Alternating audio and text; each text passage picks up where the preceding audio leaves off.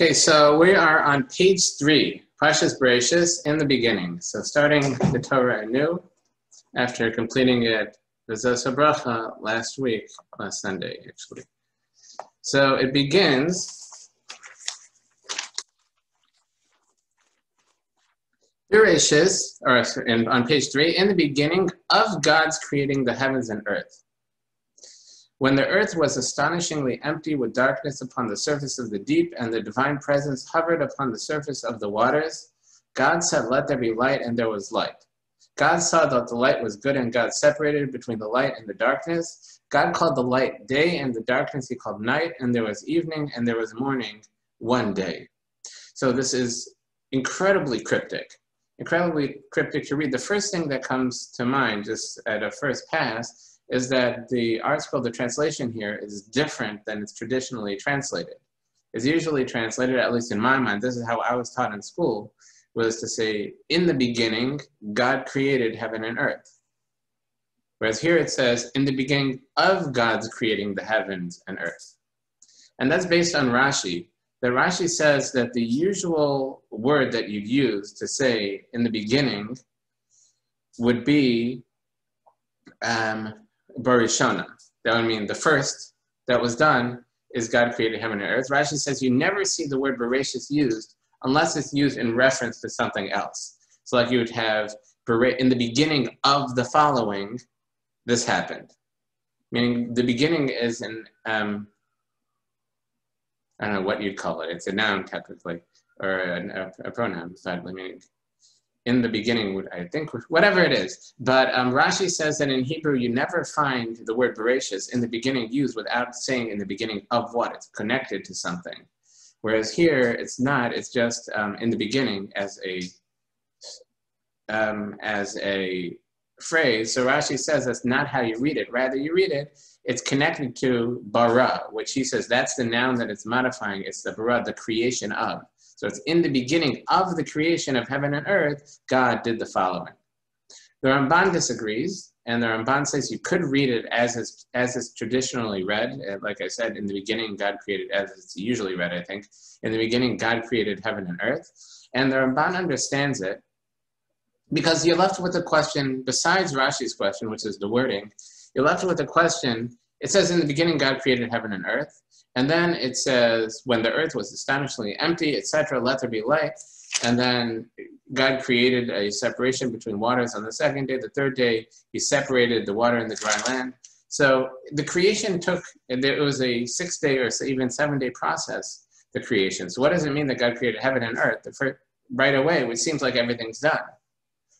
But the Ramban says that what the meaning here is that in the beginning, like he says, that's not an issue, reading it as in the beginning, God created heaven and earth.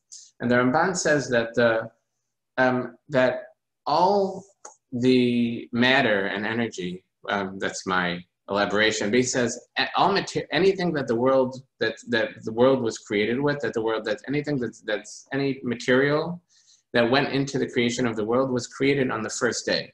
That we have a principle about the creation of God is that the creation was yesh me'ayin. That means something from nothing, meaning there was nothing there, and then God created something that existed, meaning there was nothing that existed other than God, and God created something that out of nowhere. The Ramban says after that creation, that never happened again. Nothing was ever created again, something from nothing. Rather, that material that was created in the first moment was, that's what everything was constructed from afterwards. So he says, so he understands in the beginning, God created the heavens and the earth, meaning in the beginning, God created all the material that the heavens are made out of, which is spiritual material. He understands the heavens means the spiritual dimension, the spiritual world. And whatever that spiritual material is, that was created in the first day. And the earth, all the material that the earth was created with, was also created in the first day. And the Ramban continues that, when the earth was astonishingly empty, I'm reading verse 2, with darkness upon the surface of the deep. So here again, article translates astonishingly empty. The Hebrew is tohu vavo, which are really two words. Rashi understands both of them to be meaning empty. But there are two words, tohu vavohu. The Ramban translates that tohu, he says, means the matter that was created without any form. And the vohu means the matter that was created once it took a form, which is very cryptic. He seems to be leaning on some Greek philosophy of Hiloi, whatever that is, that there's this matter without a form. I think our modern understanding would be, our modern understanding of this would be energy and matter, just from my my yeshiva education of science, of physics, that my understanding would be that matter and energy obviously is interchangeable. There's E equals mc squared, that you could, and energy could become matter, and matter could become energy. And so energy would just be matter without having a physical form. It's just energy, whereas matter is energy once it takes a form. So whatever it is, the Ramban says that in the beginning of the creation, this Hashem created all material, all energy, all matter that would ever exist in the world. And that is the law of conservation of energy and matter for those scientists, that there's never more or less energy and matter, that's a constant amount. And with that any creation, anything that happened from that point forward, and literally a point, the Ramban says that it started out as just one minute point of this stuff. And from that, Hashem created everything. Many use this to prove that the Ramban understood the world's creation as being the Big Bang, that you had this minute point of stuff, and that's what the whole world came from. But whatever it is, the Ramban, there's a famous concept in Judaism also, many may have heard of it, of the Even Shesiyah, the foundation stone. And the Ramban says perhaps this is what's referred to as the foundation stone, that the world was created from this point of, this tiny point of matter. But whatever it is, so continuing in the verses, it says, once again, the divine presence hovered over the surfaces of the waters. In verse 3, God said, let there be light, and there was light. God saw that the light was good, and God separated between the light and the darkness. God called the light day, and the darkness he called night. And there was evening, and there was morning one day. Notice that in day 4, this is on page 5, verse 14, there it says, God said, let there be luminaries in the firmaments of the heavens to separate between the day and the night.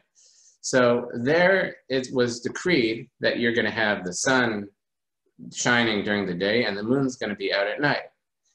So over here where we're talking about God decreeing, God making the light in the day and the darkness in the night was not specifically dependent on the sun and the moon. Rather, the way the commentary seems to understand it, there's a medrash that this light isn't referring to the same light we have in this world. But the Ramban seems to understand on a more surface level that even independent of the sun and the moon, God's plan was that there should be a period of daytime where there's natural light, where there's light in the world, and a period of nighttime where there's darkness. And that was assigned, Hashem assigned that the daytime should be light and the nighttime should be dark.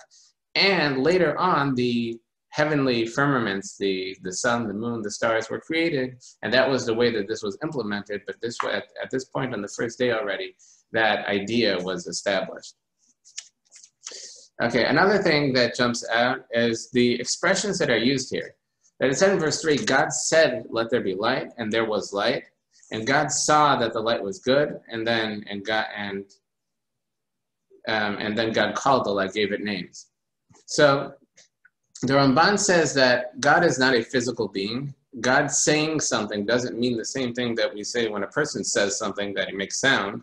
That's not what we're trying to say, that we make sounds that could, be interpreted as words. And God seeing that it's good is not the same thing that we mean by people seeing, because once again, God doesn't have eyes that have, that see light reflected off things. So the Ramban says that when the Torah says that God said something, that means that God brought it into being. And God said it, and so it was. And meaning that God brought it into being. And God saw that it was good, meaning that God maintained it, that God caused it to continue that way. Because that's not a given, because whatever exists only exists in that moment because God wills it. And if the moment that God doesn't will it to exist, it doesn't exist. So God said, meaning God brought it into being, and then God saw that it was good, means that he maintained it. Okay, so now moving on a little bit. I think last time I gave Bereshis, we got stuck, I think, for the entire class on like the first 2 days and didn't really get to the rest of the parsha. So I might run through it a little bit, but just a little bit. So moving on to the second day, verse 5, it states, God said, let there be a firmament. This is on page 5, verse 6. I'm sorry, page 5, verse 6. God said, let there be a firmament in the midst of the waters, and let it separate between the water and the water. So God made a firmament and separated between the waters which were beneath the firmament and the waters which were above the firmament, and it was so. God called to the firmament heaven, and there was evening, there was morning, a second day. So what's this firmament that is referring to, separating from the upper waters and the lower waters? Additionally, here it says in verse 8, God called to the firmament heaven. Earlier in verse 1, it says, in the beginning of God's creation, creating the heaven and the earth. It uses the identical word, the heavens, shamayim, the heavens. What's going on? So the Ramban says on that second question, I'll answer it first because the Malbim builds on the Ramban, it's much later, but the Ramban says that when it says here that God called to the firmament heaven, it's not the same heaven that was referred to in verse 1. I mentioned that the Ramban understands the heaven in verse 1 is the spiritual realm. It's the not of the physical world. It's that we're living, or at least we're physically living in a physical world, in a material world, as they say, and there's a at the same time there are multiple parallel universes, if you will. There are multiple levels of spiritual worlds where whatever's happening here is happening on a more spiritual level. And those exist just as much. And that's the Shamayim, that's the heavens. There are multiple levels of the heavens, which are spiritual worlds. And that's what's referred to in the first verse. Whereas here, we're talking about, the Ramban says it's talking about a physical heaven, a physical layer. And God, in verse 8, God called the firmament heaven, meaning God called it an identical word as what the spiritual world is called, which is also something that's separated, which is, well, there are many reasons why it's called Shamayim, the heaven. But, so what is this firmament? So what is this firmament? So the Malbim builds on that statement of the Ramban, that it's a physical, that over here at least, we're talking about a physical structure that's called the heaven. He says that, the Malbim says that it's referring to the atmosphere. It's referring to what separates the lower waters, that's the waters that are connected to the earth. And the way the Malbim speaks it out, it's talking about that all the waters on the earth, the dew, the rivers, the lakes, the ocean. So the water, we have the water cycle, that the water, it rains, and you have water down here, and then that water evaporates, it goes up, becomes clouds, and then as it cools, it becomes heavier, it condenses, and then it rains again, and you have the cycle, that the water goes down, it goes up, and it goes down in the cycle. All that water is the lower water. And the Malbim says, besides that, you also have water on outside of the regular cycle. And that's water that's connected to the heavens. He doesn't really elaborate. Perhaps if you're looking from a scientific view of the Torah, you could say that's referring to comets or whatever, where from what I've seen, scientists believe that's where much of the water on Earth comes from, is the ice from space hitting the Earth. But once again, I'm coming from yeshiva education, yeshiva secular education. But whatever this, the Malbim understands that there's another subset of water that's not part of that water cycle, and the atmosphere separates the two. It stops the water, the earthly water, from going out to outer space and us losing all our water, and it also stops the other water from coming down, except in times of divine providence. Okay, so that's the second day. The third day, it states in verse 9, God, and just one other thing, that going back to the first day, you'll notice this is turning back to page 3, verse 5, it ends, and there was evening and there was morning one day. The Hebrew word is yom echad, one day. Whereas this section, the second day end, and there was evening, there was morning, a second day. It's not 2 days, it's a second day, whereas the first day, it doesn't call the first day a first day, it calls it one day. The second day was the second day. So the commentaries say that a second day, a first day is only set in relation to other days. That you can only have a first day if you have a second day afterwards. So at that point in time, since there was only one day, so it's called one day, not a first day, because once again, it wasn't a first day yet because there hadn't been a second day. Okay, so now moving on, verse 9 on page 5. God said, let the waters beneath the heaven be gathered into one area and let the dry land appear, and it was so. So the ocean and the water separated from the dry land. God called the dry land earth, and to the gatherings of waters he called seas, and God saw that it was good. God said, let the earth sprout vegetation, herbage yielding seed, fruit trees yielding fruit, after each kind containing its own seed on the earth, and it was so. And the earth brought forth vegetation, herbage yielding seed after its kind, and trees yielding fruit, each according to the seed after its kind, that each species produced seeds that produced its own species from those seeds, not others. And God saw that it was good, and there was evening, there was morning, a third day. So so once again, the first day, light and dark, and all matter in the universe. The second day, separated between the upper waters, the lower waters. The third day now, he separated, first of all, between the water and the dry land, and created vegetation, trees and vegetation. The fourth day, on verse 14 on page 5, says, God said, let there be luminaries in the firmaments of the heaven to separate between the day and the night, and they shall serve as signs and for festivals and for days and years. And they shall serve as luminaries in the firmaments of the heaven to shine upon the earth. And it was so on page 7, verse 16. And God made the two great luminaries, the greater luminaries to dominate the day and the lesser luminary to dominate the night and the stars.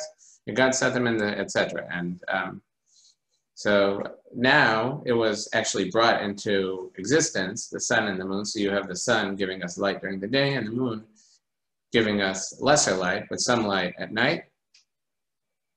And it says in verse, Verse 15, verse 14, it says, they shall serve as signs for the festivals, for days of the years, that the signs, I think it's the Ramban says, is that they're just signs of when different mitzvahs are kept.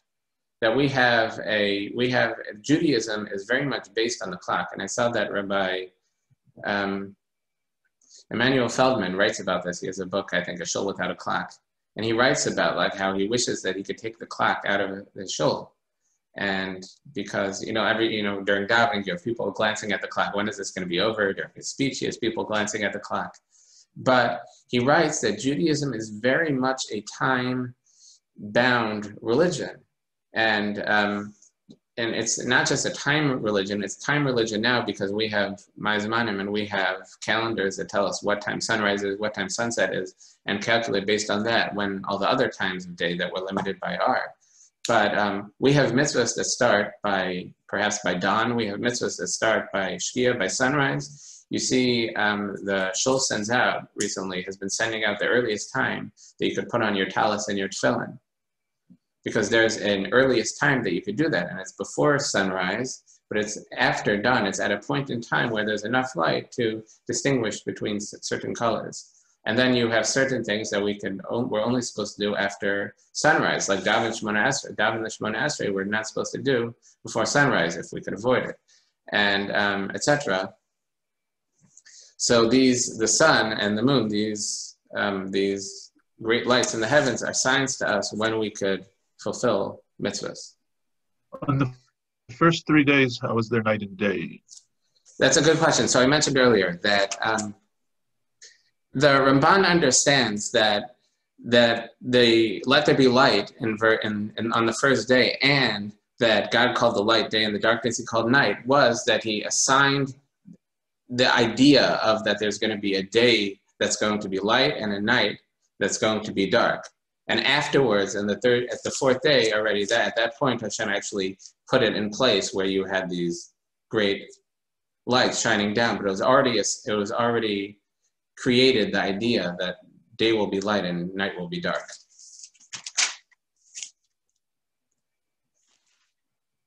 Okay, so now moving on page 7, verse 20. God said, let the waters teem with teeming living creatures and fowl that fly over the earth, over the expanse of the heavens. And God created the great sea giants and every living being that creeps, with which the water teemed after their kind, and all winged fowl of every kind. And God saw it was good. God blessed them, saying, be fruitful and multiply and fill the waters and the seas, but the fowl shall increase on the earth. And there was evening, there was morning, a fifth day. So on the fifth day, the fish and the birds were created. And just as an aside, the Talmud says, and Ksubas, that there's a special segula. It's I want to say a merit, but some people have the custom to get married on Wednesday, because on Wednesday, I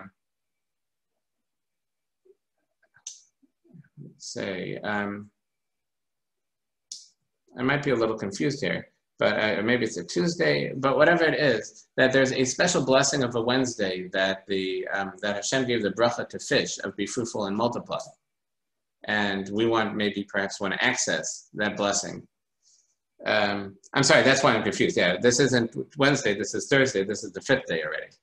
So people, especially if they were married previously, because people were married previously, there's a different reason the Talmud gives they should get married on Wednesday. But people who were already married, they would get married on Thursday in order to access this blessing that the Talmud blesses the fish, be fruitful and multiply. And we know that fish are very fruitful in that endeavor, that they lay thousands of eggs at once. And so we want to access this blessing, and they would get married on a Thursday. But moving on, and the sixth day, verse 24, God said, let the earth bring forth living creatures, each according to its kind, animals and creeping things, and beasts of the land, each according to its kind, and it was so. God made the beast of the earth according to its kind, and the animal according to its kind, and every creepy being of the ground according to its kind, and God saw that it was good. So on the sixth day, so far, Hashem created the land animals. So on the fifth day, it was the swimming and flying animals. The sixth day, so far, it's been the land animals. And then on page 9, verse 26, and God said, let us make man in our image after our likeness. They shall rule over the fish of the sea, the birds of the sky, and over the animals, the whole earth, and every creeping thing that creeps upon the earth. So God created man in his image. In the image of God, he created him. Male and female, he created them. So there's a very obvious question here, just at first glance. It says, let us make man. Who's the us that God is referring to? And especially, who's God consulting with in the creation? So Rashi brings, I think it's the Gemara, the Talmud states, that even though it's very easy to mistake this as saying that there's other rishuyos, as the Gemara calls it, others in charge that God had to consult with in the creation of man, yet it was worth it to teach us a lesson, and that is that God is here as consulting with the angels, according to the Gemara, because it's proper derech eretz, it's proper manners that if someone is creating or bringing in competition, it's proper to talk to the people that are maybe subordinates before doing that. Meaning, like, let's say a person has someone's running a company and they have a chief executive and they want to bring a consultant in to look at the finances. So if the person owns the business, they can do that without talking to their financial officer or whatever it is. But it's not proper derech eretz, it's not proper manners, it's not the proper way to act to unilaterally do things like that without talking to subordinates who might not factor in the decision making. They might have advice, but they might not factor in the decision making. And even if the decision is made, it's proper to consult with them before bringing in others who are competitors or others who might step on their toes in some ways. And in this case also, since the angels were already created, and now God's creating man, who in many ways are above angels, that we're created like angels, but we have free choice, and we affect the world in a greater way that angels do. So God is consulting with the angels, and this is teaching us, derech eretz is teaching us the proper way to act. Okay, and it states in verse 27, so God created man in his image. In the image of God, he created him, male and female, he created them. What does this mean, in the image of God? I said earlier that in Judaism, it's pretty much a given. The Rambam, the Maimonides, says this is one of the 13 principles of the faith of Judaism, that God does not have any physical form or image. So what does it mean that we were created in God's image? So the Meshech Chochmah says this means that we have free choice. It's not talking about a physical form, because like I said, God does not have a physical form. God is not a physical being, but it's referring to the ability to make choices, to make moral choices. That's something that God does, and it's something that God gave us the ability, and more than the ability, the obligation to do. And that's really what we're here for, is to make moral choices. So that's the image of God that it's referring to. And moving on, in verse, I'll get back to the male and female who created them. Where am I? Yeah, so now in verse 28, God blessed them, and God said to them, be fruitful and multiply, fill the earth and subdue it, and rule over the fish of the sea, the birds of the sky, and every living thing that moves on the earth. So we have the right and the ability, mostly, to affect everything. We could affect the fish, the birds, every living things, and we could affect the earth itself. And then it continues that in verse 29 that we're given all plants. And in verse 31, and God saw all that he made, and behold, it was very good. And there was evening, there was morning, the sixth day. And I'll put a bookmark in here and get back to that male and female he created them. So now on the top of page 11, chapter 2, it continues, thus the heaven and the earth were finished in all their array. By the seventh day, God completed his work, which he had done, and he abstained on the seventh day from all his work, which he had done. God blessed the seventh day and sanctified it, because on it he abstained from all his work, which God created to make. And that paragraph should look familiar. That we say as part of Kiddush on Friday night, and we say as part of davening, as part of our prayers on Friday night. We say Vayichulu. Okay. So there's a lot said on this. What did I write on it? That was a big question. Oh, so it says in verse 2, it says that he abstained on the seventh day from all his work which he had done. I'm sorry, in verse 2, by the seventh day God completed his work which he had done, which implies, here the article adds in a by, but that's not actually in the Hebrew. That might be from that's from Rashi, that Rashi says he completed it before the seventh day. But the Hebrew is that he completed it on the seventh day. That's the implication, is that some of the completion of the world was on the seventh day. So what was completed, and our sages say that what was created was the concept of rest. That God rested on the seventh day doesn't mean God was tired and it was time to rest, but God created the concept, God stopped the creation, and the creation still existed. And that's the concept that things could be at rest and still exist was created. That's the creation of Shabbos. And something I wanted to speak about Shabbos, something that I heard from my Rosh Yeshiva, which really made an impact on me, is that it ends off here that God blessed the seventh day and sanctified it. And there's a conversation in Rashi in the commentaries, what is this blessing of the seventh day? And Rashi says that God blessed it with the man. And that he blessed it that on Shabbos, whereas every day of the week they got a single portion of manna when the Jews were in the desert that lasted just that day.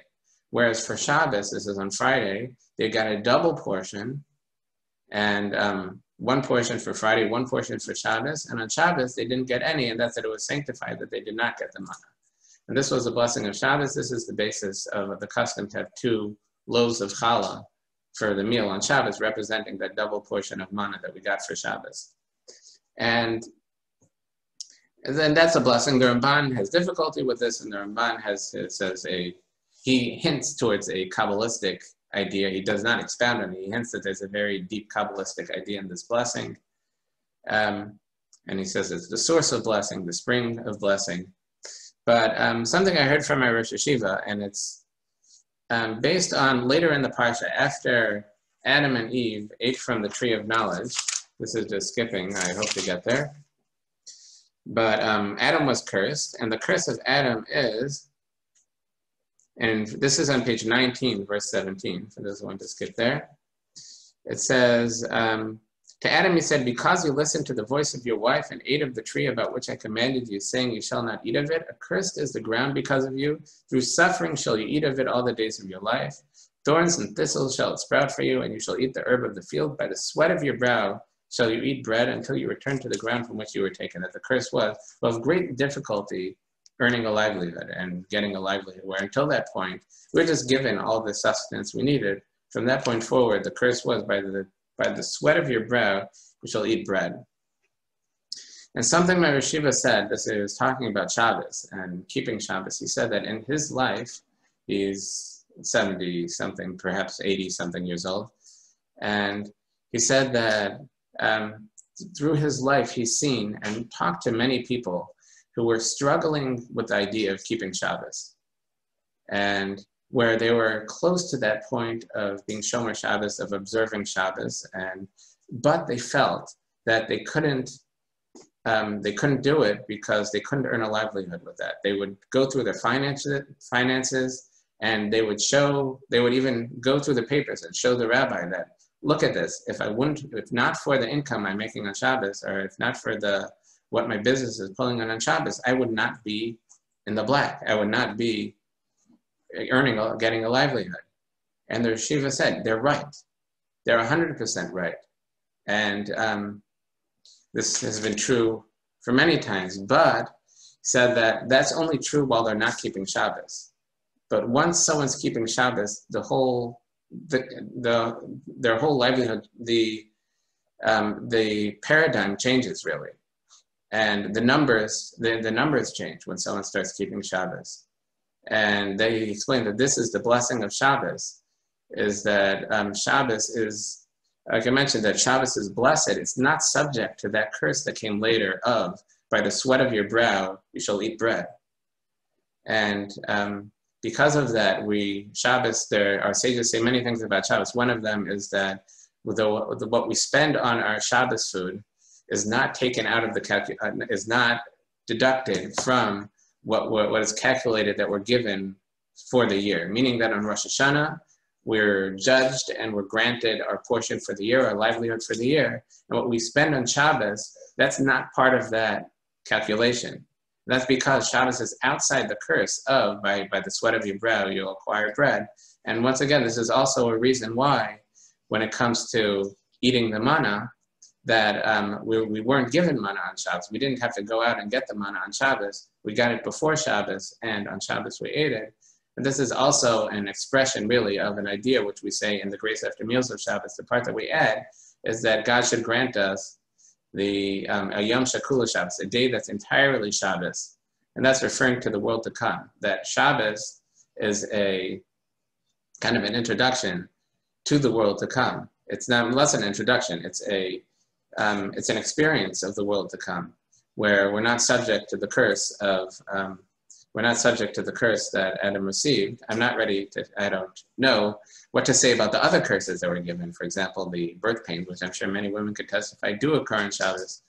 But at least when it comes to the curse of the acquiring bread by the sweat of your brow, Shabbos is not subject to that curse. That's a part of the blessing of Shabbos. Okay, moving on. Verse 4, on page 11, verse 4. These are the products of the heavens and the earth when they were created in the day that Hashem, God, made heaven and earth and heaven. Now all the trees of the field are not yet, etc. I'll just read it. Now, in verse 5, now all the trees of the field were not yet upon the earth, and all the herb of the field had not yet sprouted, for Hashem, God, had not sent rain upon the earth, and there was no man to work the soil. A mist ascended from the earth and watered the whole surface of the soil, and Hashem, God, formed man of dust from the ground, and he blew into his nostrils the soul of life, and man became a living being. So man was created from the ground and given a soul from heaven.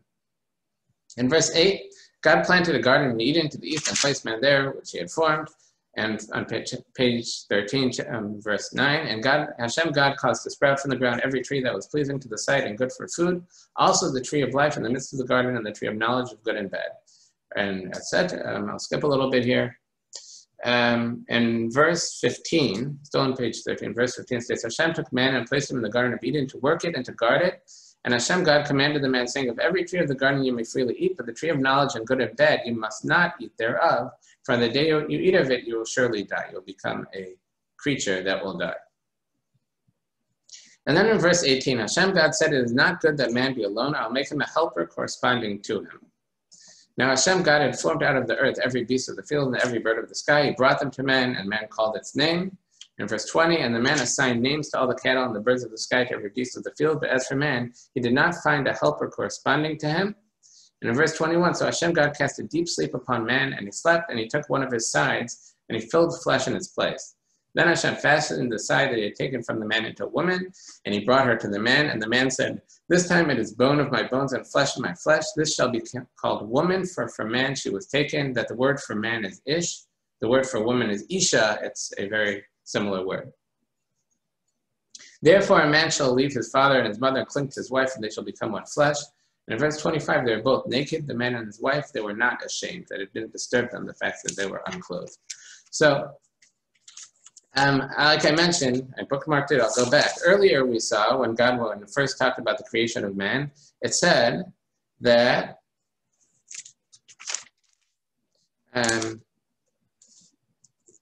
so God created man in his image.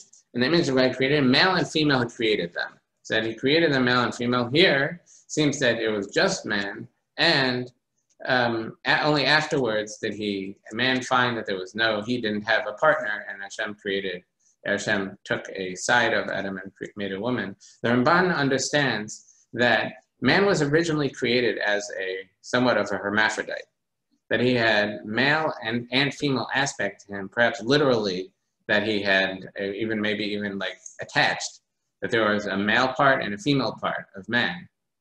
And the Hebrew here becomes very interesting, that it's the Hebrew of the helper corresponding to him in verse 18, on page 13, verse 18. I'll make him a helper corresponding to him. The Hebrew is Ezer Kenegdai, that's a helper opposite him, in front of him. And the Ramban understands that to mean that until now he had her as part of him, where they were just attached.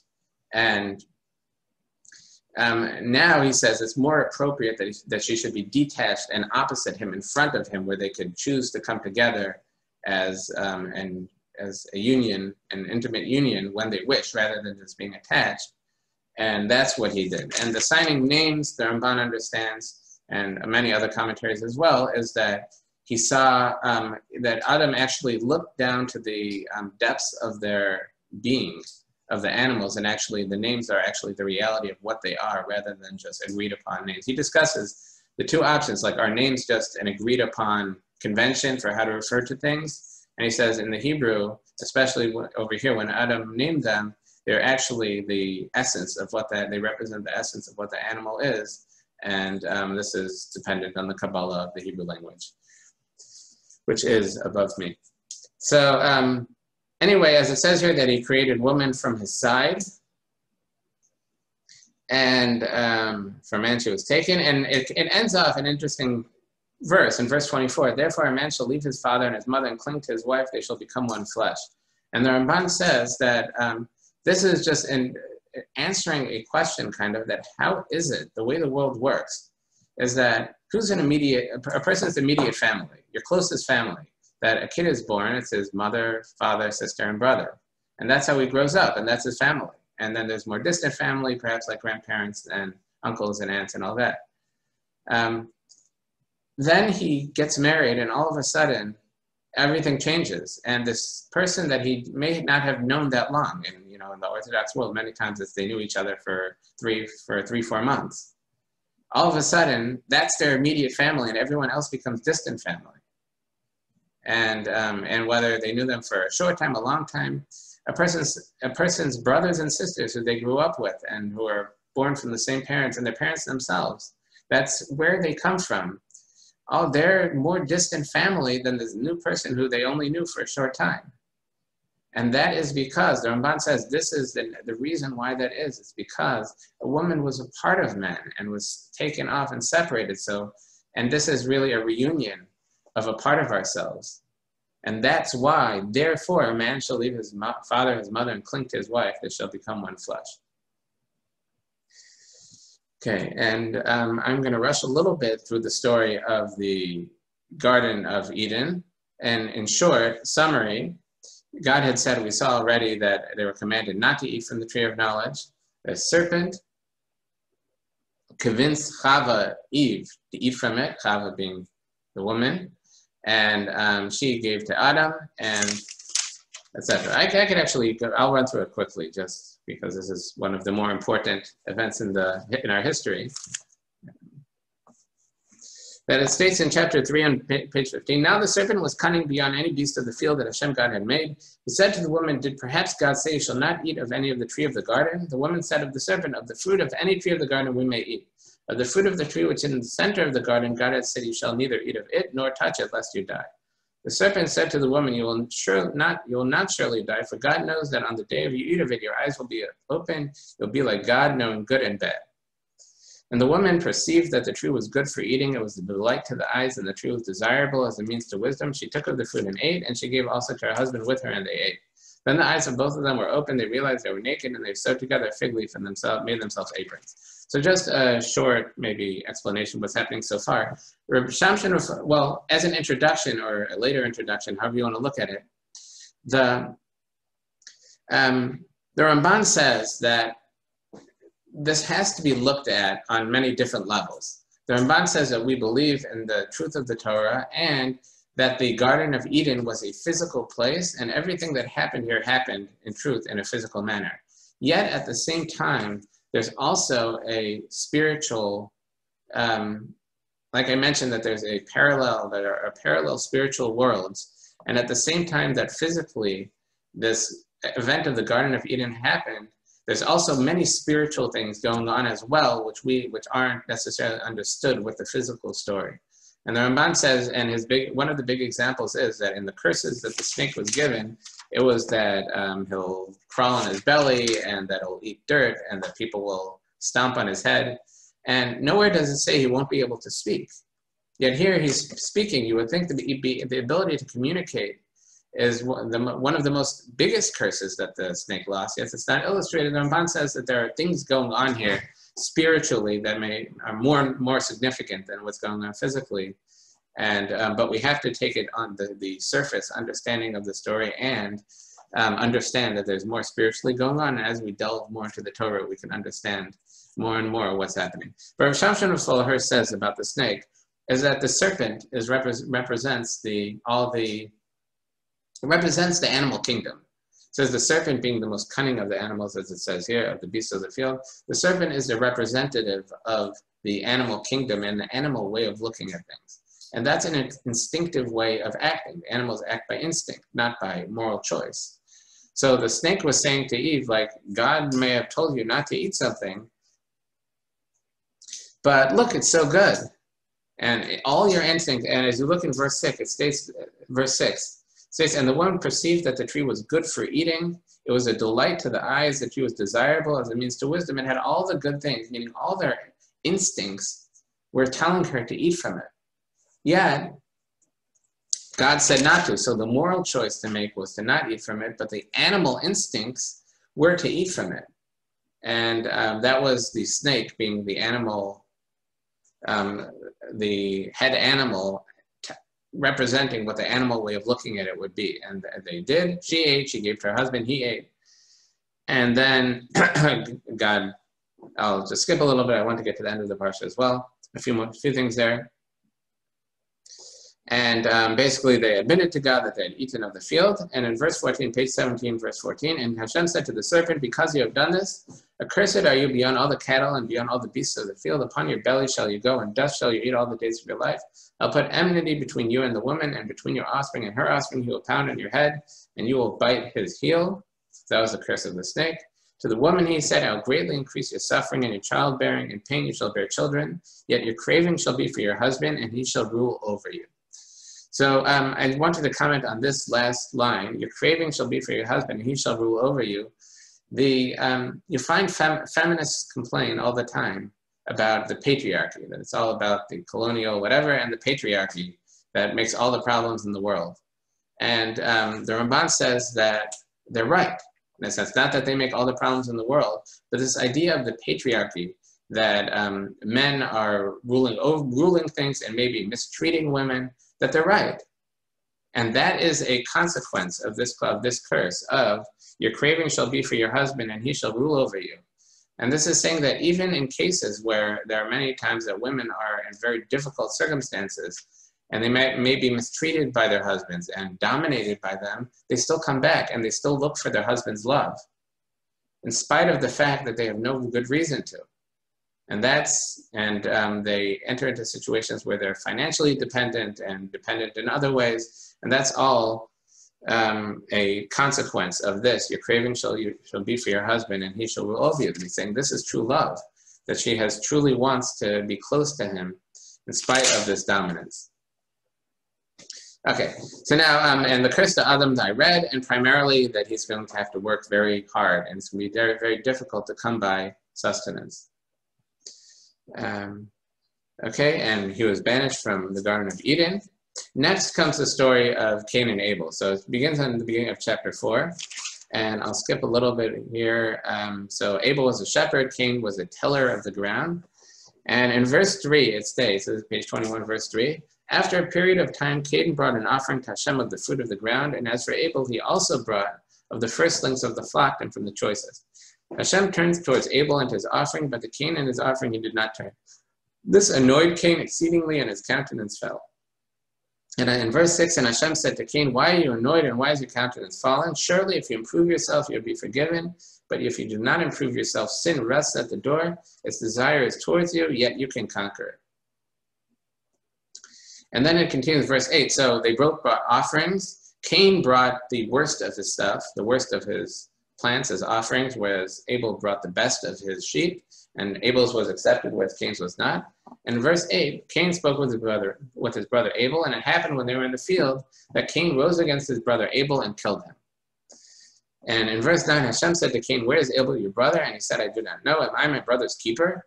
And in verse 10, then he said, what have you done? The blood of your brother cries out to me from the ground. Therefore you're cursed more than the ground, etc.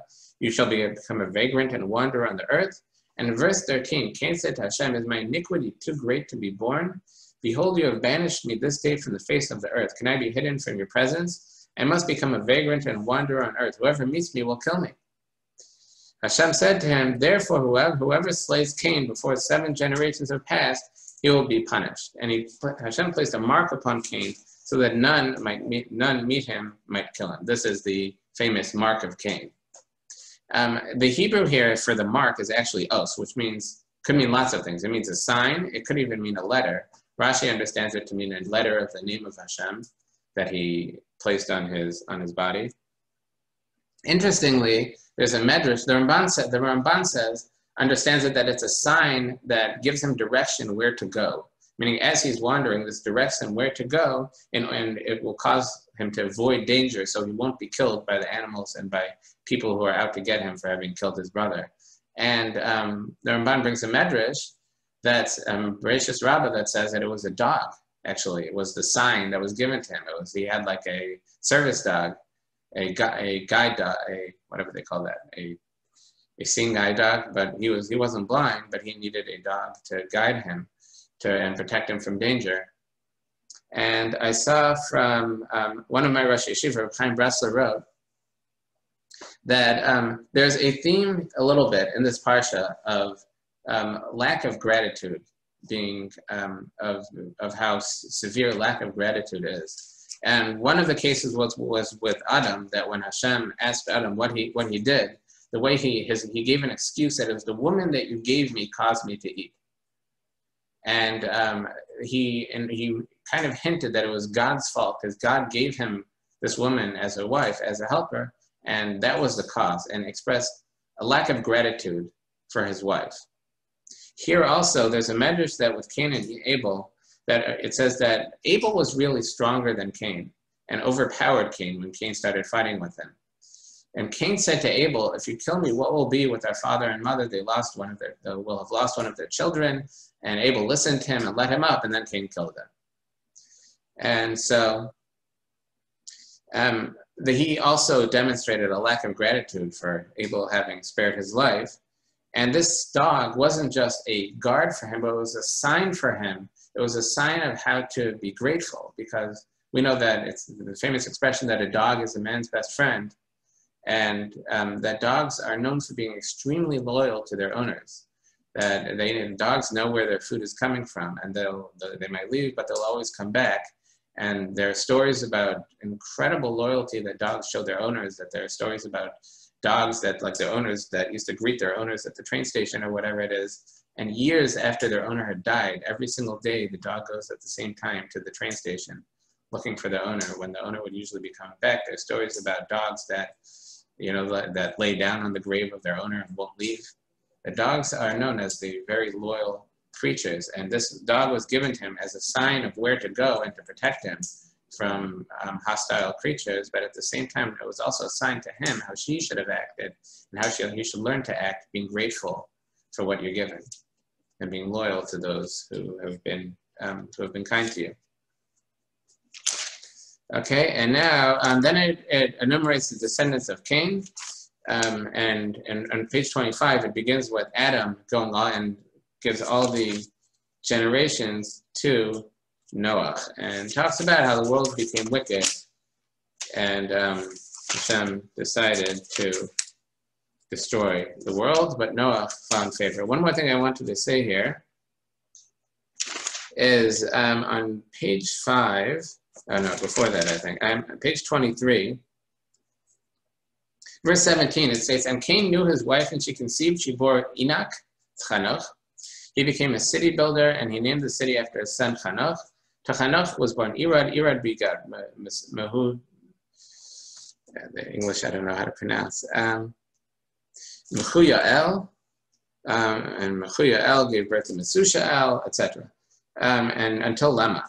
And in verse 19, Lamech took to himself 2 wives. The name of one was Ada, and the name of the second was Tzila, and Ada bore Yaval. He was the first of those who dwelled in the tents and breed cattle. In 21, the name of the brother was Yuval. He was the first of those who handled the harp and flute. And Tzila too, she bore Tubal-Cain, who sharpened all cutting implements of copper and iron, and the sister of Tubal-Cain was Naamah. In verse 23, Lamech said to his wives, Ada and Tzila, hear my voice, wives of Lamech, give ear to my speech. Have I slain a man by my wound and a child by my bruise? If Cain suffered vengeance at 7 generations, then Lamech at 77, which is very cryptic. The Medrash understands that earlier Cain was cursed that for 7 generations he would be spared, but after 7 generations he would be punished. At this point, the 7th generation was born already. The children of Lamech were the 7 generations from Cain. At that point, so Lamech was hunting and he was blind, and he shot an arrow and thought it was an animal, but it was really Cain, his great-great-great-great-grandfather, and he killed him. That's the Medrash. The Malbim, though, has a beautiful explanation on this whole section. He says in the beginning, in verse 17, it says, Cain knew his wife, she conceived bore Enoch, he became a city builder. That it's an interesting expression. It's not that he built a city. He became a city builder. It implies a constant work, that he built cities. That's what he did.